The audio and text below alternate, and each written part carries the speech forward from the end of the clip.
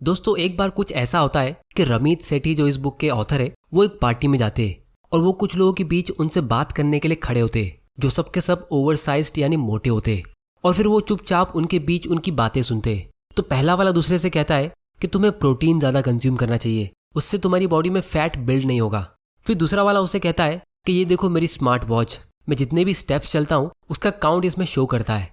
फिर तीसरा वाला कहता है कि शायद तुम्हारा मेटाबॉलिज्म स्लो है, तुम्हें मॉर्निंग में सबसे पहले अंगूर का जूस पीना चाहिए।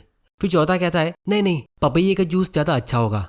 तो ऑथर जब भी ऐसी बात सुनते तो उन्हें बहुत हंसी आती है, क्योंकि हो सकता है ये लोग राइट है या शायद रॉन्ग, लेकिन ये लोग गलत चीज़ों पे फोकस कर रहे हैं। क्योंकि अगर आप अपना वेट कम करना चाहते हो तो आपको सिर्फ 2 चीज़ों पे फोकस करना चाहिए। आपको ज़्यादा एक्सरसाइज करना चाहिए और अपने डाइट पे कंट्रोल करना चाहिए, मतलब ईट लेस एंड एक्सरसाइज मोर। सिर्फ टॉप लेवल के स्पोर्ट्स प्लेयर्स और एथलीट्स होते हैं जिनको ऐसी छोटी छोटी बातों पे फोकस करने की जरूरत होती है कि वो कितने स्टेप्स चल रहे हैं और वो कितना प्रोटीन कंज्यूम कर रहे हैं। लेकिन फिर भी मेजॉरिटी लोग आपको ऐसी छोटी छोटी बातों पे फोकस करते दिखेंगे जो उनके लिए इतनी इंपॉर्टेंट होती ही नहीं है। क्योंकि वेट लॉस करने की तरह अमीर बनने में भी आपको मेन चीज़ों पे फोकस करना चाहिए, ना कि छोटी छोटी चीज़ों पे।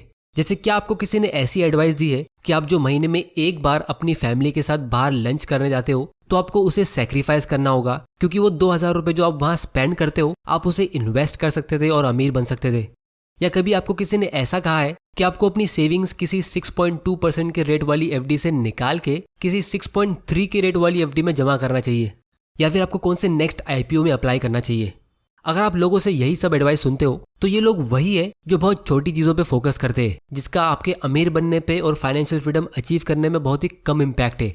आपको ऐसी बातें करके फील ज़रूर होगा कि आप अपनी फाइनेंशियल लाइफ में या हेल्थ लाइफ में कुछ कर रहे हो, लेकिन एक्चुअली में कुछ दिनों में आप एग्जॉस्ट हो जाओगे और अल्टीमेटली आप एक्चुअल रिजल्ट पे फोकस नहीं कर पाओगे, बिग पिक्चर नहीं देख पाओगे और जल्दी गिव अप कर लोगे।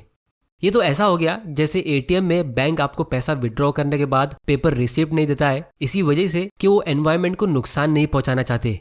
लेकिन उसी एटीएम में 2 एयर कंडीशनर्स 24 घंटा चलती रहती है, जबकि दिन भर में लोग सिर्फ अपना 1-2 मिनट उस एटीएम में स्पेंड करते हैं और बाकी टाइम वो एटीएम खाली रहता है। तो वो एनर्जी ऐसी वेस्ट हो रही है और एनवायरनमेंट को उससे ज्यादा नुकसान हो रहा है। तो ये सब सिर्फ नाम की चीजें है, काम की नहीं।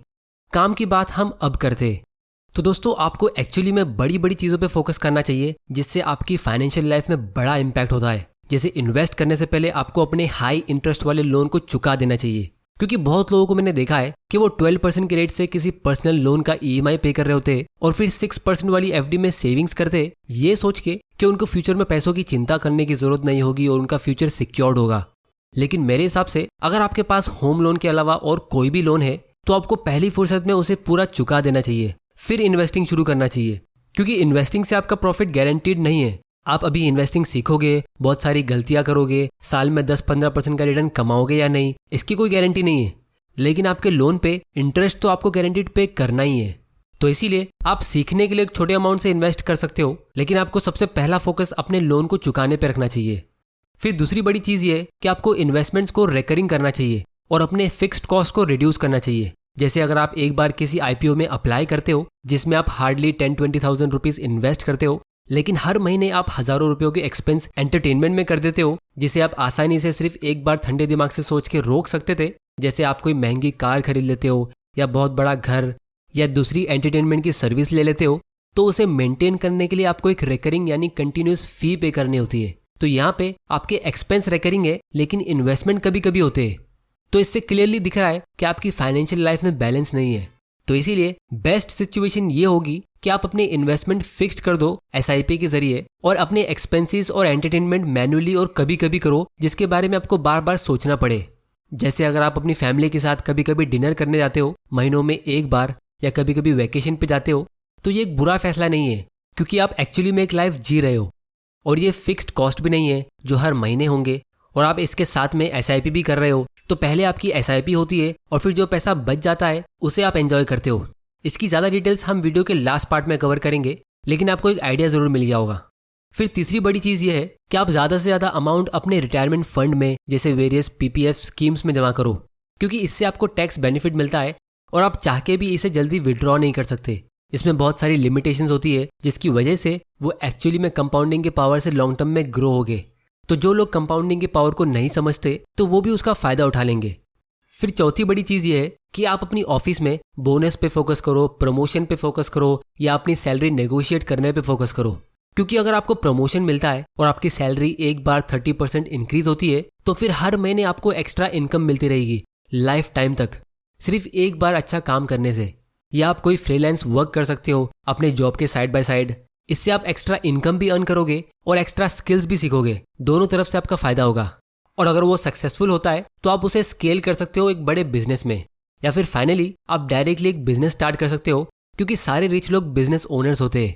जरूरी नहीं है कि आपको कोई बहुत बड़े कैपिटल से एक बड़ा बिजनेस शुरू करना चाहिए, आप एक छोटे आइडिया से भी शुरू कर सकते हो, लेकिन बड़ी सोच रखो। और अगर आपका बिजनेस सक्सेसफुल होता है तो आपकी फाइनेंशियल लाइफ एक अलग ही डायरेक्शन पे जा सकती है जो आपने कभी इमेजिन भी नहीं की होगी।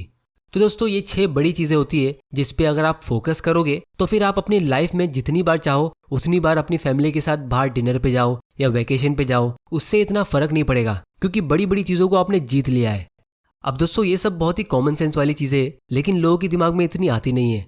इसीलिए मैं ऐसी personal finance related books time to time read करता रहता हूँ और इसके लेसन्स मैं आपके साथ शेयर करता रहूंगा। तो अगर आपने इस चैनल को सब्सक्राइब नहीं किया है तो जल्दी से कर लो और वीडियो को लाइक जरूर कर देना ताकि मुझे पता चल सके कि आप तक वैल्यू पहुंच रही है। तो इसीलिए जब आप बुक्स रीड करोगे तो आपका भी माइंडसेट इंप्रूव होगा। ये वाली बुक फिलहाल मैं ऑडियो वर्जन में सुन रहा हूँ कुकू एफएम के प्लेटफॉर्म से, जो हमारे आज के एजुकेशनल स्पॉन्सर है। ये इंडिया का लीडिंग ऑडियो पॉडकास्टिंग प्लेटफॉर्म है जहाँ पे 1000 आवर्स से भी ज्यादा का कंटेंट अवेलेबल है। वेरियस ऑडियो बुक्स जैसे सेल्फ हेल्प, इन्वेस्टिंग, फिक्शन और नॉन फिक्शन बुक्स यहाँ पे अवेलेबल है ऑडियो फॉर्म में। क्योंकि दोस्तों, बहुत सारे लोग अपनी लाइफ को इम्प्रूव करना चाहते और सक्सेस अचीव करना चाहते, और सबको पता है कि बुक्स के जरिए हमारी जर्नी काफी स्मूथ हो सकती है, लेकिन लोग रीड नहीं कर पाते क्योंकि उनको हैबिट नहीं होती है। तो इसीलिए फिलहाल ये कुकू एफएम एक ऑफर रन कर रहे हैं न्यू ईयर के लिए, नए साल में आपकी लाइफ में एक नया बदलाव लाने के लिए। तो अगर आप ये कोड NY50 यूज करते हो तो आपको इनकी सब्सक्रिप्शन पे 50% डिस्काउंट मिलेगा। ये ऑफर सिर्फ 1 जनवरी तक वैलिड है। तो इस ऐप को डाउनलोड करने की लिंक आपको नीचे डिस्क्रिप्शन में मिल जाएगी, आप वहां जाके इसे चेक कर सकते हो। अब दोस्तों, क्या आप जानते हो अमीर रहने का सबसे बड़ा सीक्रेट क्या है? जितने भी अमीर लोग हैं यानी 100% वेल्दी लोग, वो सब ने कभी ना कभी अपनी लाइफ में इन्वेस्टमेंट शुरू किया था, और वो भी सीरियसली और सही तरह से। क्योंकि जितने भी पुअर लोग होते हैं उन सब में एक चीज कॉमन होती है, या तो उन्होंने कभी इन्वेस्टिंग शुरू नहीं की होती है, और अगर इन्वेस्टमेंट स्टार्ट किया होता है तो उन्होंने उसे कैजुअली लिया होता है और जल्दी गिव अप कर लेते हैं।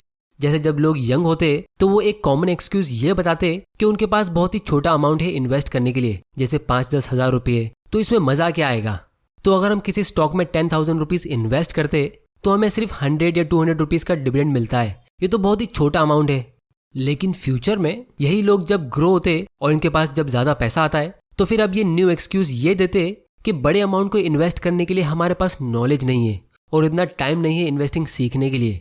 तो फिर वो उस बड़े अमाउंट को स्पेंड कर देते क्योंकि उसके बारे में तो उनको बहुत अच्छी नॉलेज होती है कि कौन से सुपरमार्केट में कभी सेल लगने वाला है। फिर वो ये कहते कि हम पता लगाएंगे कैसे कि हमारे लिए क्या बेस्ट है, PPF या NPF, म्यूचुअल फंड या स्टॉक, स्मॉल कैप या लार्ज कैप, और हम श्योर कैसे हो सकते हैं कि कौन सा इन्वेस्टिंग प्लेटफॉर्म और ब्रोकर हमारे लिए बेस्ट है। तो दोस्तों, इसके लिए मैं आपको एक सिंपल टिप देता हूँ जिसका नाम है 85% रूल। अब इसका मतलब ये है कि it is much better to be 85% right than to do nothing at all. मतलब बेस्ट म्यूचुअल फंड या बेस्ट स्टॉक ढूंढने से अच्छा आप किसी सिंपल से इंडेक्स फंड में इन्वेस्ट कर लो तो आप ऑटोमेटिकली 85% राइट हो जाओगे। क्योंकि अच्छे से अच्छे म्यूचुअल फंड में और इंडेक्स फंड में शुरुआत के 4-5 साल में ज्यादा डिफरेंस होता नहीं है। और कौन सा ब्रोकर बेस्ट है या किसका मोबाइल ऐप सबसे अच्छा है, इसमें टाइम वेस्ट करने की भी आपको जरूरत नहीं है। आप इसे भी एकदम सिंपल रखो और जो रिलायबल और कम फीस वाला है उसे पिक कर दो। तो यहाँ पे भी आप 85% राइट हो जाओगे। क्योंकि बेस्ट ब्रोकर और वर्स्ट ब्रोकर में भी बहुत ही कम डिफरेंस होता है। सबके थ्रू आपको एक डिसेंट मोबाइल ऐप मिल जाता है और घर बैठे बैठे शेयर्स या फंड्स को बाय और सेल करने का ऑप्शन मिलता है। और शुरुआत में तो वैसे भी आप एक छोटा अमाउंट इन्वेस्ट करते हो, तो कुछ सालों बाद जब आपकी सेविंग्स और आपका पोर्टफोलियो ग्रो होगा तो कौन सा ऐप आपके लिए बेस्ट है ये आप खुद ही पता लगा सकते हो।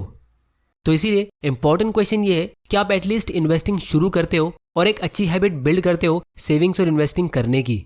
तो इसीलिए अगर आपके पास अभी भी एक इन्वेस्टमेंट अकाउंट नहीं है तो इसमें गलती किसी और की नहीं है, सिर्फ आपकी है। क्योंकि आज की तारीख में हम फ्री में एक इन्वेस्टमेंट अकाउंट ओपन कर सकते हैं, पूरा प्रोसेस ऑनलाइन होता है और सिर्फ 100-200 रुपए से भी इन्वेस्टमेंट कर सकते हैं, जो आजकल सबके पास होता है। तो इसीलिए एक बहुत ही फेमस चाइनीज प्रोवर्ब है कि the best time to invest was 10 years ago, the second best time is today. इसमें ऐसा कहीं नहीं लिखा है कि जब आपके पास बहुत सारा पैसा आ जाएगा तब आपको इन्वेस्ट करना चाहिए। या जब आपकी नॉलेज इंप्रूव हो जाएगी तब आपको इन्वेस्ट करना चाहिए। अब दोस्तों बहुत लोग मुझे पूछते हैं कि मेरा अकाउंट किसके साथ है, तो मेरा अकाउंट एंजल ब्रोकिंग और अपस्टॉक्स के साथ है, जो मैंने काफ़ी सारे ब्रोकर्स को चेंज करने के बाद चूज़ किया है। तो इनके साथ अकाउंट ओपन करने की लिंक नीचे डिस्क्रिप्शन में, आप वहाँ जाके फ्री में अपना इन्वेस्टमेंट अकाउंट ऑनलाइन ओपन कर सकते हो। अब दोस्तों हम इंसान बाय नेचर बहुत ही वीक है। आज आप ये वीडियोस देख के मोटिवेट हो जाओगे, फिर आप थोड़ी इन्वेस्टिंग करना शुरू करोगे और ऐसे ही कुछ महीनों तक इन्वेस्ट करते रहोगे, लेकिन फिर इसके बाद स्ट्रॉन्ग चांसेस है कि आप 6 महीने या 1 साल के बाद अपनी लाइफ में बिजी हो जाओगे। आपका फाइनेंशियल फ्रीडम को लेके वो क्रेज और पैशन कम होता रहेगा और फिर आप वही नेटफ्लिक्स पे कोई सीरीज देखने की आदत डाल दोगे या कोई बोरिंग जॉब में बिजी हो जाओगे। तो इसीलिए अगर आप आज मोटिवेटेड हो और डिटरमाइंड हो कि आपको फाइनेंशियल फ्रीडम अचीव करना ही है और अमीर बनना है, तो आपको इस जर्नी को ऑटोमेट करना होगा, क्योंकि मशीन्स को बार बार मोटिवेट करने की जरूरत नहीं होती है। तो इसीलिए ऑथर के हिसाब से आपको एक सेपरेट सेविंग्स अकाउंट और एक करंट अकाउंट रखना चाहिए। लेकिन क्योंकि इंडिया में करंट अकाउंट ओपन करने के लिए आपके पास एक बिजनेस होना चाहिए, तो मेरे हिसाब से आपको 2 सेपरेट सेविंग्स अकाउंट मिनिमम रखने चाहिए। एक प्योरली ऐसा जिसमें आप सिर्फ शॉर्ट टर्म सेविंग्स और एक्सपेंस के लिए फंड्स रखते हो, जिसको हम डेली एक्सपेंस अकाउंट कहते हैं, और दूसरा सेविंग्स अकाउंट वो होगा जो प्योरली इन्वेस्टमेंट्स के लिए होगा, जिसमें से आपकी SIP के फंड्स डिडक्ट होंगे या जिसके थ्रू आप स्टॉक्स में इन्वेस्ट करोगे और रिटर्न में उसी अकाउंट में आपको स्टॉक्स के डिविडेंड्स मिलेंगे। तो इससे होगा ये कि आपको ट्रैक करना काफ़ी आसान होगा। तो जैसे ही आपको सैलरी मिलती है तो सबसे पहले आप उसको उसी अकाउंट में ट्रांसफर करो जिसके थ्रू आप इन्वेस्ट करते हो, ताकि आपके इन्वेस्टमेंट्स मिस ना हो जाए और उन्हें फर्स्ट प्रायोरिटी मिले। और अगर आपको कभी बोनस मिलता है तो आपको उसे इन्वेस्टमेंट अकाउंट में टॉपअप करना चाहिए, और जब आपको डिविडेंड्स मिलेंगे तो आप उसको री इन्वेस्ट कर पाओगे, क्योंकि वो उसी अकाउंट में है जिसके थ्रू आप इन्वेस्ट करते हो। और अगर आपको लगता है कि छोटे से डिविडेंड को री इन्वेस्ट करने से क्या फ़ायदा होगा, तो जब मैं डिविडेंड इन्वेस्टिंग के ऊपर एक सीरीज बनाऊंगा तो आप शॉक हो जाओगे ये देख के कि छोटे से डिविडेंड को री इन्वेस्ट करने से भी लॉन्ग टर्म में कितना फ़र्क पड़ता है।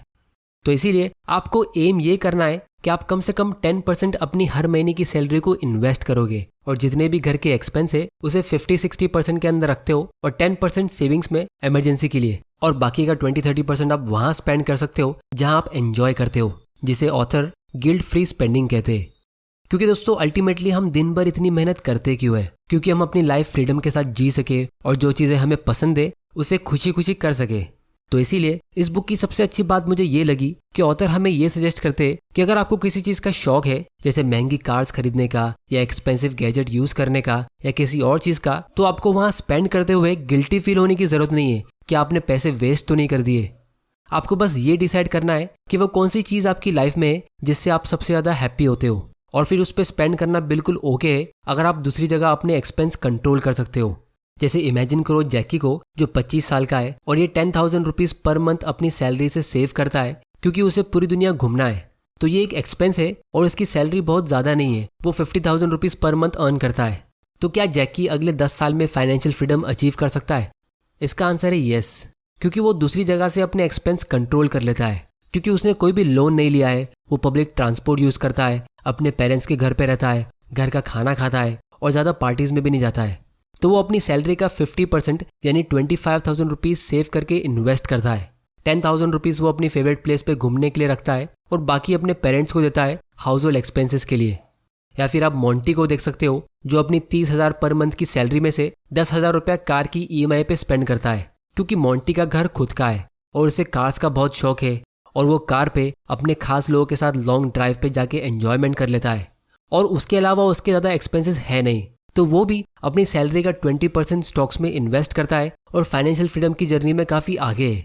लेकिन अगर सनी ये देखेगा कि यार जैकी तो हर 3 महीने में बाहर घूमने जाता है, इंस्टा पे अपने फोटोज डालता है, और मोंटी अपनी कार में पूरा इंडिया घूमता है, तो मुझे भी ये करना चाहिए, एक कार लेनी चाहिए और एक वर्ल्ड टूर पे जाना चाहिए।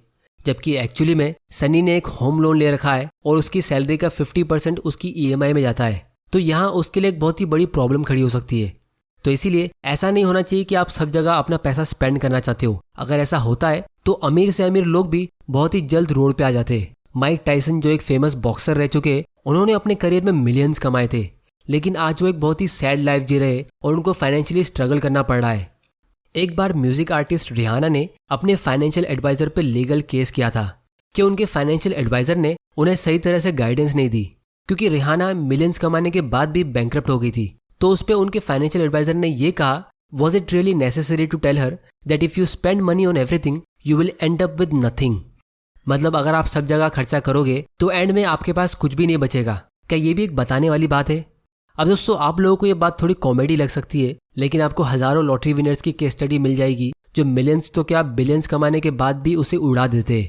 और करोड़ों मिडिल क्लास लोग भी अच्छी खासी इनकम अर्न करने के बाद भी कुछ भी सेव नहीं कर पाते, फाइनेंशियली स्ट्रगल करते रहते और जिंदगी भर काम करते रह जाते। और उसका रीजन सिर्फ यही होता है कि वो कॉन्शियसली यानी अपने होश में स्पेंडिंग नहीं करते। तो इसीलिए आपको अपने इनकम, इन्वेस्टमेंट्स और एक्सपेंसेस ये तीनों चीजें कॉन्शियसली करने चाहिए। जब ये तीनों चीजें आपकी कंट्रोल में आएगी तभी आप वेल्दी बन पाओगे। और अगर आप आज भी अपनी फाइनेंशियल फ्रीडम की जर्नी स्टार्ट करते हो, जैसे अभी 21 साल के हो, और एक छोटे अमाउंट को सेव करते हो और बाकी इनकम को कॉन्शियसली स्पेंड करते हो, दूसरों को दिखाने के लिए नहीं बल्कि ऐसी जगह जहां आपको एक्चुअली में हैप्पीनेस मिलती है, तो आप आज से ही अमीर हो। तो दोस्तों, उम्मीद करता हूँ कि आपको इस वीडियो से कुछ ना कुछ सीखने जरूर मिला होगा। तो इस चैनल को सब्सक्राइब जरूर कर लेना और बेल आइकन को प्रेस कर देना ताकि आपसे कोई ऐसे वैल्यूएबल वीडियोस मिस ना हो जाए। और आप लोग मुझे नीचे कमेंट करके बताओ कि आपकी लाइफ में ऐसी कौन सी जगह है जहां आपको स्पेंड करना सबसे अच्छा लगता है।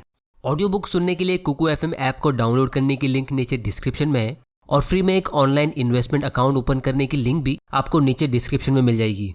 वीडियो पसंद आया तो इसे लाइक करो, नहीं पसंद आया तो डिसलाइक करो। आपका वैल्यूएबल टाइम देने के लिए thank you and good bye.